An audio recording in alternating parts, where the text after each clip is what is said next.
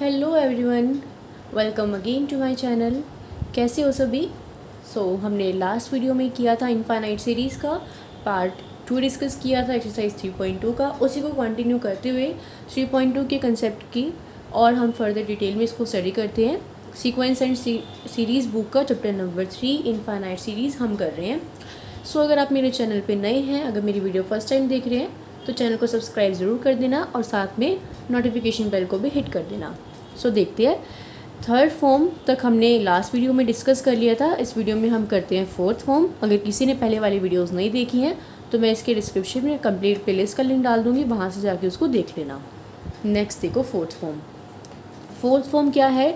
If summation n is equals to 1 to infinity an and summation n is equals to 1 to infinity bn are two positive term series and small k and capital K are the two positive numbers such that small k into bn is less than equals to an is less than equals to capital K into bn for all n greater than equals to m for some fixed positive number m, then the series summation an and summation bn converge or diverge together.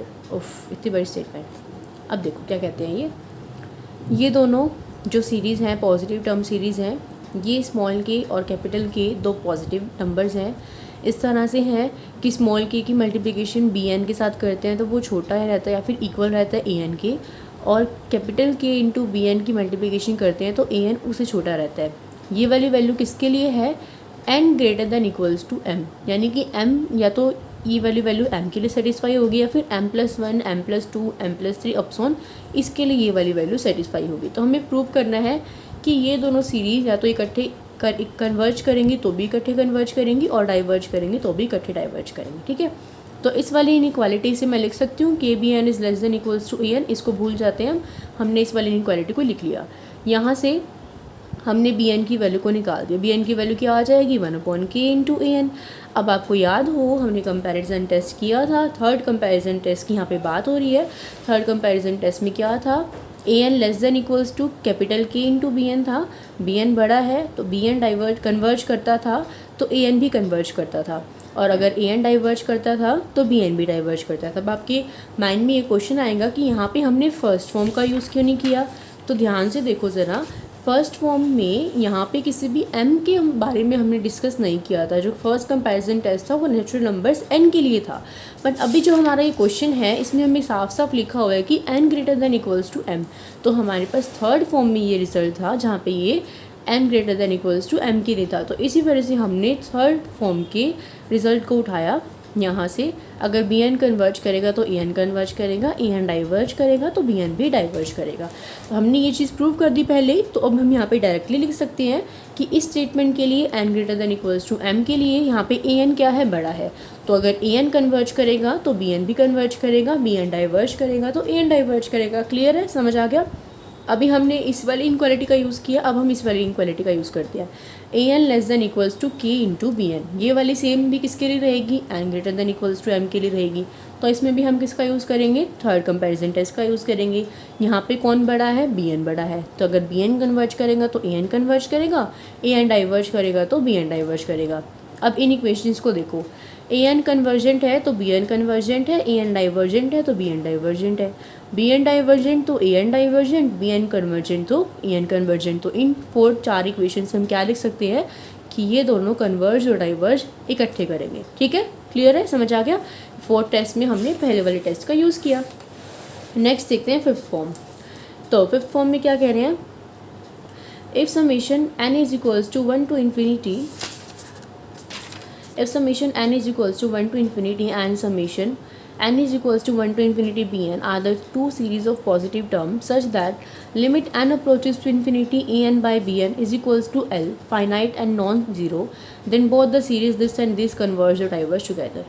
ये दोनों positive term series हैं, और अगर हम A N by b N पे limit approach करवा देते हैं, एन अप्रोचेस टू इन्फिनिटी, तो ये लिमिट किसके इक्वल आ रही है? एल। एल क्या है? कोई भी फाइनाइट नंबर हो सकता है या फिर नॉन ज़ीरो। ध्यान रखना कंडीशन ये है कि या तो फाइनाइट वैल्यू आएगी कुछ या फिर नॉन ज़ीरो, यानी कि ज़ीरो नहीं आना चाहिए और इन्फिनिटी नहीं आना चाहिए। ठीक है, तो अगर ऐसा है तो ये दोनों सीरीज़ इकट्ठे कन्वर्ज करेगी और इकट्ठे डाइवर्ज करेगी। क्लियर है? अब here the series a N and B n are the two positive series. अब दो पॉजिटिव नंबर है कोई, अगर ए एन 6 है पॉजिटिव नंबर है, बी एन अगर 3 है पॉजिटिव नंबर है, 6 और 3 को डिवाइड करेंगे तो क्या आएगा 2, वो भी क्या होगा पॉजिटिव नंबर होगा, 2 क्या है 0 से बड़ा है, तो A N by b N क्या होगा 0 से बड़ा होगा और इक्वल भी हो सकता है। ठीक है, तो ये चीज़ हमेशा 0 से बड़ी रहेगी। अब इन्होंने दिया हमें कि ये लिमिट किसके इक्वल आ रही है, एल की इक्वल आ रही है, तो इसकी लिमिट की वैल्यू क्या है एल, एल किससे बड़ा होगा 0 से बड़ा होगा। अब यहाँ पे लिख रखा है कि वो नॉन ज़ीरो नहीं है, तो but l is not equals to 0, क्योंकि उन्होंने बोला है कि वो नॉन ज़ीरो मतलब नॉन ज़ीरो होना चाहिए, 0 नहीं होना चाहिए, तो हम यहाँ पे लिख देंगे कि ये चीज़ हमें गिवन है कि एल इक्वल नहीं होना चाहिए 0 की। तो देयरफॉर अब ये वाली कंडीशन में से ये कंडीशन हट गई कि एल 0 के इक्वल नहीं हो सकता, तो बचा क्या कि एल ग्रेटर होगा 0 से। तो हमने एप्सिलॉन को इस तरह से चूज़ किया, 0 से बड़ा है वो, अगर हम एल में से उसको माइनस भी कर रहे हैं तो उस पर कोई इफेक्ट नहीं पड़ रहा है, वो फिर भी 0 से बड़ा रह रहा है। तो हमने एप्सिलॉन को छोटे से छोटा चूज़ किया बट 0 से बड़ा चूज़ किया, और एल में से हमने उसको माइनस भी कर दिया तो भी उस पर कोई इफेक्ट नहीं पड़ा, वो 0 से बड़ा ही रहा। सिंस ये लिमिट किसकी इक्वल है एल की इक्वल है, therefore there exist a positive integer such that m।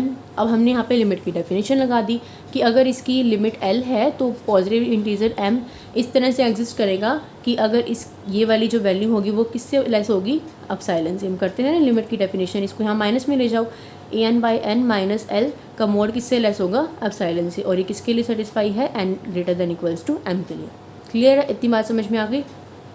अब यहाँ पे क्या किया, इसके अंदर दोनों साइड l को ऐड कर दिया। यहाँ पे देखो ये ए एन माइनस एल था, इसके अंदर l को ऐड करोगे तो यहाँ से तो l कैंसिल हो जाएगा, यहाँ पे क्या बचेगा इसके अंदर l ऐड हो जाएगा। ठीक है, यहाँ पे हम क्या करेंगे पहले, ये देखो ये मोर वैल्यू है ना, तो इसको अगर मैं ओपन करूँगी तो क्या आएगा A N minus B N, ये किसके बीच में आएगा माइनस एप्सिलॉन के बीच में और एप्सिलॉन के बीच में, ऐसे आएगा ये। ठीक है, तो अब इसके अंदर एक बार l यहाँ पे ऐड कर दो, इसके अंदर l ऐड कर दो और इसके अंदर ऐड कर दो, तो क्या बन जाएगा ये l प्लस एप्सिलॉन, ये इनइक्वालिटी। इसके अंदर जब l ऐड करोगे तो ये कैंसिल हो जाएगा, A N by b N और यहाँ पे l माइनस एप्सिलॉन, तो ये वाली टर्म एज इट इज रहेगी। अब बी एन को यहाँ ले जाओ तो बी एन इसके साथ मल्टीप्लाई में आ जाएगा और ए एन तो इसके साथ आ जाएगा और बी एन इसके साथ आ जाएगा, तो मैंने लिख दिया l माइनस एप्सिलॉन। जब आप इसको क्या लिख सकते हो, आप बी एन को इधर ले सकते हो, इधर लिख दोगे और ए एन इधर ही रहेगा, और ये वाली टर्म के साथ भी बी एन, यानी बी एन को आपने इधर भी मल्टीप्लाई कर दिया और इधर भी मल्टीप्लाई कर दिया। ठीक है, तो ये टर्म एज इट इज रहेगी, इनइक्वालिटी का साइन चेंज नहीं होगा क्योंकि जो बी एन है वो 0 से बड़ा है, तो अगर हम उसको उधर लेके जाएंगे तो बीच की इनइक्वालिटी सेम रहेगी। अब यहाँ पे देखो ये l minus epsilon B N less than equals to आ गया, A N less than equals to आ गया l plus epsilon into B N.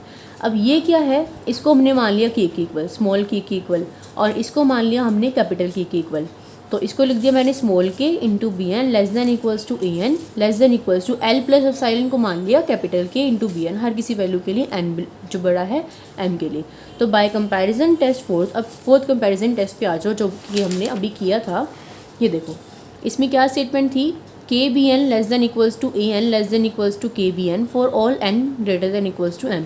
अगर ये कंडीशन थी तो ये दोनों इकट्ठे कन्वर्ज कर रहे थे और इकट्ठे डाइवर्ज कर रहे थे, थी ना ये। अब यहाँ पे आ जाओ, k B N less than a N less than k B N for all m greater than m, तो ये वाली स्टेटमेंट पहले वाली स्टेटमेंट जैसी बन गई, फोर्थ टेस्ट जैसी बन गई। तो अब हम यहाँ से लिख सकते हैं कि बाय कंपैरिजन टेस्ट फोर्थ ये दोनों सीरीज डाइवर्ज और कन्वर्ज इकट्ठे करेगी। क्लियर है, यहाँ पे दे रखा है in the above theorem the condition that limit n approaches to infinity a n by b n is finite and non-zero cannot be dropped, कि ये जो आपकी लिमिट आनी चाहिए, कंडीशन क्या है कि इसकी जो लिमिट है वो फाइनाइट आनी चाहिए और नॉन ज़ीरो आनी चाहिए। क्लियर है, अब देखो कंसीडर क्या कर रखा है यहाँ पे, आपको एग्जांपल से समझा रखा है कि मान लो हमने ए एन को क्या लिया 1/n लिया और बी एन को क्या लिया 1/n² लिया, तो अब इन दोनों को डिवाइड करो। देखो इन दोनों को हम डिवाइड करेंगे तो 1/n डिवाइडेड बाई 1/n² होगा, तो इसका मतलब 1/n इंटू n² होगा। कट करने के बाद क्या आएगा n, limit n approaches to infinity, और a N by b n को सॉल्व करके क्या आया n, तो जब इस पर लिमिट अप्लाई करोगे इन्फिनिटी तो क्या आएगा इन्फिनिटी आएगा, यानी जो लिमिट आ रही है वो हमारी वो क्या आ रही है इन्फिनिटी आ रही है ना इन्फिनिटी। अब इसको देखो, इस ए एन वाली सीरीज़ को देखो, ए एन किसके इक्वल है 1/n पे, इस पर लिमिट लगाओगे 1/∞ क्या बनेगा 0 बनेगा, इस पर लिमिट लगाओगे 1/n², ये भी क्या बनेगा 0 बनेगा। तो देखो ये कह रहे हैं here summation A N and B N do not converge और diverge together as A N is divergent and B N is convergent. यहाँ पे जब हमने इस पर लिमिट अप्लाई करी तो ये हमारी जो सीरीज़ है वो तो कैसी बन रही है, डाइवर्जेंट बन रही है, और ये वाली सीरीज़ कैसी बन रही है, कन्वर्जेंट बन रही है। ये वाले रिज़ल्ट हमने 3.1 में करे थे। ये 1/n है। अगर हम इसमें एन समेशन an करते हैं और फिर sn का सम निकालते हैं तो ये हमारा आंसर प्लस इन्फिनिटी आता है और ये वाली सीरीज़ हमारी डाइवर्जेंट होती है। और जब हम इसको सॉल्व करते हैं तो ये 1/∞ नहीं बनेगा। इसको हम फॉर्मूला लगा के जब सॉल्व करेंगे तो इसकी कोई ना कोई फाइनाइट वैल्यू मिलती है, तो ये वाली सीरीज़ कैसी है, कन्वर्जेंट। तो यहाँ पे ये तो क्या आ रही है, डाइवर्जेंट, और ये कैसी आ रही है, कन्वर्जेंट। तो ये हम यहाँ पे इसीलिए कह रहे हैं कि ये दोनों सीरीज़ ना ही तो इकट्ठी कन्वर्ज कर रही, ना ही इकट्ठी डाइवर्ज कर रही, क्योंकि ये डाइवर्जेंट है और ये कन्वर्जेंट है। दूसरा केस ले रहे हैं कि अगर an 1/n² हो और bn क्या हो, 1/n हो। अब इन दोनों को डिवाइड करेंगे तो 1/n² divided by 1/n, n ऊपर चला जाएगा, क्या बचेगा, 1/n बचेगा। 1/n के अंदर n को इन्फिनिटी अप्रोच करवाओ तो 1/∞ कितना बन जाएगा, 0 बन जाएगा। तो इसकी लिमिट तो किसके इक्वल आ गई, 0 के इक्वल आ गई। अब यहाँ पे देखो ये वाली सीरीज़ तो कैसी है, कन्वर्जेंट, और ये वाली कैसी है, डाइवर्जेंट। तो ये कन्वर्जेंट, ये डाइवर्जेंट, तो ये दोनों इकट्ठे कन्वर्ज भी नहीं करेगी और डाइवर्ज भी नहीं करेगी। हमने क्या किया, हमने दोनों केस को डिस्कस किया। यहाँ पे हमें बोला गया था कि लिमिट कैसी होनी चाहिए, फाइनाइट होनी चाहिए और नॉन ज़ीरो होनी चाहिए, तभी ये दोनों इकट्ठे कन्वर्ज और डाइवर्ज करेंगे। तो हमने लेके देखा कि अगर लिमिट इन्फिनिटी आ रही है तो क्या हो रहा है, अगर लिमिट इन्फिनिटी आ रही है तो एक कन्वर्ज कर रहा है और एक डाइवर्ज कर रहा है। अगर लिमिट 0 आ रही है तो एक डाइवर्ज कर रहा है और एक कन्वर्ज कर रहा है, दोनों इकट्ठे नहीं कर रहे। तो हमने यहाँ से इस चीज़ को प्रूव कर दिया कि ये लिमिट फाइनाइट होनी चाहिए और नॉन ज़ीरो होनी चाहिए। क्लियर है। अब नेक्स्ट देखो theorem. If summation n is equals to 1 to infinity an and summation n is equals to 1 to infinity bn, दोनों पॉजिटिव सीरीज़ हैं, तो फर्स्ट है लिमिट अगर इन दोनों को डिवाइड करने के बाद क्या आ जाए, 0 आ जाए। अगर इन दोनों को डिवाइड करी लिमिट और क्या आ गई, 0 आ गई। एंड ये वाली जो सीरीज़ है वो क्या है, कन्वर्जेंट है, और ये क्या है, डाइवर्जेंट। तो हमने जो भी चीज़ ऊपर पढ़ी है ना उसी को हमको भी यहाँ पे प्रूव करके दिखाना है कि अगर इनकी जो लिमिट है वो 0 आ रही है, अगर इनकी लिमिट क्या आ रही है, 0, एंड bn इज़ कन्वर्जेंट, अगर इसमें से bn वाली कन्वर्जेंट है तो an वाली भी क्या होगी, कन्वर्जेंट होगी। अगर इन दोनों की लिमिट इन्फिनिटी आ रही है तो अगर bn डाइवर्जेंट है तो an भी कैसी होगी, डाइवर्जेंट। यानी अगर नीचे वाली कन्वर्जेंट तो ऊपर वाली कन्वर्जेंट, नीचे वाली डाइवर्जेंट तो ऊपर वाली डाइवर्जेंट। तो इसको हम प्रूव करके दिखाते हैं। फर्स्ट केस लिया हमने, limit n approaches to infinity n/bn is equals to 0 अगर है तो लिमिट की डेफिनेशन लगाएंगे हम। For given epsilon greater than 0 positive number m exist करेगा कि इसकी मोड वैल्यू एप्सिलॉन से लेस होगी, किसके लिए, for all n greater than equals to m के लिए। ठीक है। अब इसके मोड को खोल दिया हमने, इसको मोड को खोलेंगे तो क्या बनेगा, an/bn लेस देन है माइनस एप्सिलॉन और एप्सिलॉन। तो ये वाली कंडीशन लगा दी हमने। ठीक है। अब क्या करो, ये देखो माइनस एप्सिलॉन था, यहाँ से हमने क्या उठाया, हमने ये वाली चीज़ उठाई कि an जो है अगर मैं bn को दोनों साइड मल्टीप्लाई कर दूँ तो क्या बनेगा, माइनस एप्सिलॉन bn, ये ऐसे बनेगा ना, ये ऐसे बनेगा। तो इस वाली इनइक्वालिटी को उठाया कि an किससे लेस है, bn इंटू एप्सिलॉन से, an किससे लेस है, bn इंटू एप्सिलॉन से, for all n greater than equals to m। But हमें क्या दे रखा है क्वेश्चन में, हमें क्वेश्चन में ये दे रखा है कि bn कैसी है, कन्वर्जेंट, सीरीज़ bn कैसी है, कन्वर्जेंट। तो अब यहाँ पे वो लगाओ केस, अगर ऐसी कोई सिचुएशन होती है तो अगर बड़े वाली कन्वर्जेंट होती है तो छोटे वाली भी क्या होती है, कन्वर्जेंट। तो हम यहाँ पे लिख सकते हैं कि बाय कंपैरिजन टेस्ट फर्स्ट जो हमने पढ़ा था, अगर ऐसी कोई सिचुएशन आ जाती है, अब bn अगर कन्वर्जेंट है, बड़े वाली कन्वर्जेंट होती है तो छोटे वाली भी कन्वर्जेंट होती है। अब क्वेश्चन में हमें दे रखा है कि bn क्या है, कन्वर्जेंट, तो हम कह सकते हैं कि छोटे वाली भी क्या होगी, कन्वर्जेंट। क्लियर है। दूसरा केस दे रखा है ये, अगर इन्फिनिटी पे हो तो क्या होगा, तो हमने कोई पॉजिटिव रियल नंबर, अब इन्फिनिटी है तो मतलब डाइवर्जेंट है ये सीरीज़, है ना। तो हमने कोई रियल नंबर k मान लिया, अब चाहे कितना भी बड़ा हो पर इसकी वैल्यू हमेशा बड़ी रहेगी उस k से। क्यों, क्योंकि ये सीरीज़ डाइवर्जेंट है, डाइवर्जेंट है तो अनबाउंडेड है, अनबाउंडेड है तो हम कितने से बड़ा नंबर मान लें, बट ये वाली हमेशा उस नंबर से बड़ी रहेगी। तो हमने वो चीज़ यहाँ पे अप्लाई कर दी। अब इस bn की मल्टीप्लाई कर दो इस k के साथ, ये क्या बन गया, an बड़ा हो गया k इंटू bn से। तो अब देखो क्वेश्चन में क्या दे रखा था, साथ में क्वेश्चन में दे रखा था इस वाले केस के लिए bn कैसी है, डाइवर्जेंट है। तो अगर यहाँ से bn डाइवर्जेंट है, bn कैसी है, छोटी, an कैसी है, बड़ी। अगर छोटे वाली डाइवर्जेंट होती है तो बड़े वाली भी कैसी होती है, डाइवर्जेंट होती है। तो हमने लगा दिया कि बाय कंपैरिजन टेस्ट थर्ड, हम यहाँ पे थर्ड वाले का इस्तेमाल करेंगे, फर्स्ट वाले का नहीं। क्यों, क्योंकि इसमें n greater than equals to m दे रखा है और फर्स्ट वाले में वो सिर्फ नेचुरल नंबर्स के लिए था, तो इसलिए हमने यहाँ पे थर्ड फॉर्म को यूज़ कर दिया। क्लियर है? तो इन वाले टेस्ट को समझने के लिए आपको स्टार्टिंग वाले टेस्ट आने चाहिए, तभी आपको बाद वाले टेस्ट आ जाएंगे, और जो कि बहुत ही ईजी है। नेक्स्ट देखो सिक्स्थ फॉर्म। अगर ये दोनों पॉजिटिव टर्म सीरीज़ हैं सच दैट अगर an डिवाइड करो, an को डिवाइड करो a ऑफ n+1 से, वो किससे बड़ा रहेगा, bn अपॉन bn+1 से, for all n greater than equals to m। m कोई भी पॉजिटिव इंटीजर है, तो शो करो कि अगर bn कन्वर्जेंट है, अगर ये वाली कन्वर्जेंट है, ये वाली छोटे वाली अगर कन्वर्जेंट है तो an भी कन्वर्जेंट होगी, और अगर an डाइवर्जेंट है तो bn भी डाइवर्जेंट होगी। अब यहाँ पे उल्टा हो गया, ध्यान देना। अब तक हमने जो इस वाले केस में क्या हो गया, अगर छोटे वाली कन्वर्जेंट है तो बड़े वाली कन्वर्जेंट होगी, अगर बड़े वाली डाइवर्जेंट है तो छोटे वाली भी डाइवर्जेंट होगी। ठीक है, हमें ये चीज़ दे रखी है। अब n greater than equals to m का मतलब क्या है कि ये वैल्यू n की वैल्यू क्या है, m है, और m से बड़े वाली टर्म्स है, तो हमने लिख दिया कि n is equals to m, m+1, m+2, और लास्ट टर्म क्या होगी n-1। तो अब इसके अंदर हमने पुट कर दिया फर्स्ट इक्वेशन में। इसके अंदर जब हम पुट करेंगे n को m पुट करो तो क्या बनेगा, am upon am+1 greater than equal, देखो n की वैल्यूज़ को पुट करते रहो, n को 1 m पुट करो पहले, तो क्या बन जाएगा am upon am+1 greater than equals to bm upon bm+1। Second value क्या है m+1, n की जगह क्या पुट करोगे m+1, तो a of m+1 divided by n की जगह m+1 पुट करोगे, +1 है तो क्या बन जाएगा m+2 greater than equal to किससे रहेगा, b of m+1 divide by b of m+1, +1 क्या बन जाएगा m+2। हर टर्म क्या बनेगी, a of m+3 divided by a of m+1, तो हम पुट करेंगे m+3 तो हम पुट करेंगे और 1 और आ जाएगा, तो 4 बन जाएगा, मतलब 3, 4, 5 ऐसे बनता जाएगा। और लास्ट टर्म हमारी क्या है n-1, तो लास्ट टर्म क्या बनेगी, a of n-1 divided by a of n-1 +1, तो -1 +1 कैंसिल हो जाएगा, सिर्फ क्या बचेगा an। ऐसे ही यहाँ पे b of n-1 divided by bn, तो लास्ट टर्म हमारी क्या आ जाएगी, ये आ जाएगी। ठीक है, अब अगर मैंने इनक्वालिटीज़ को लेफ्ट हैंड साइड से मल्टीप्लाई करूँ तो क्या बचेगा, देखो am के नीचे क्या है am+1, यहाँ पे क्या है am+1 डिवाइड बाय am+2, इन दोनों की मल्टीप्लिकेशन करोगे तो am+1 से am+1 कैंसिल हो जाएगा, क्या बचेगा am by am+2। Next term क्या आएगी am+2 divided by am+3, next क्या आएगी am+3 डिवाइडेड बाई am+4। तो ये सारी वैल्यूज़ आपस में करती रहेंगी, सिर्फ ये वाली फर्स्ट वैल्यू बचेगी और लास्ट टर्म की नीचे वाली वैल्यू बचेगी। तो लास्ट टर्म की नीचे वाली वैल्यू क्या है an है, इसकी क्या है am है, तो यहाँ पे मैंने लिख दिया क्या am बाई an, क्योंकि यही बचेगा ना, जब आप इनको मल्टीप्लाई करोगे तो am बचेगा और लास्ट का डिनोमिनेटर की वैल्यू बचेगी, वो क्या होगी an होगी। तो यहाँ पे तो क्या आ गया am बाई an। अब अगर राइट हैंड साइड वाली बात को देखें तो bm बाई bm+1 है, देन bm+1 बाई bm+2 है, देन bm+2 बाई bm+3 आएगा।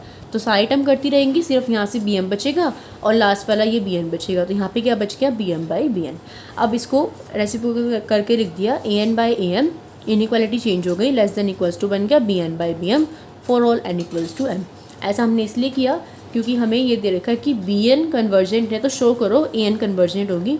तो an को शो करने के लिए हम ऐसा कर रहे हैं, यहाँ से क्या आ गया an की वैल्यू आ गई, an किसके इक्वल आ गया, ये देखो क्या करा हमने, an किसके इक्वल आ गया, ये am यहाँ चला जाएगा, m वाली टर्म्स को इकट्ठा रख लिया, तो am by bm into bn ये वैल्यू आ गई।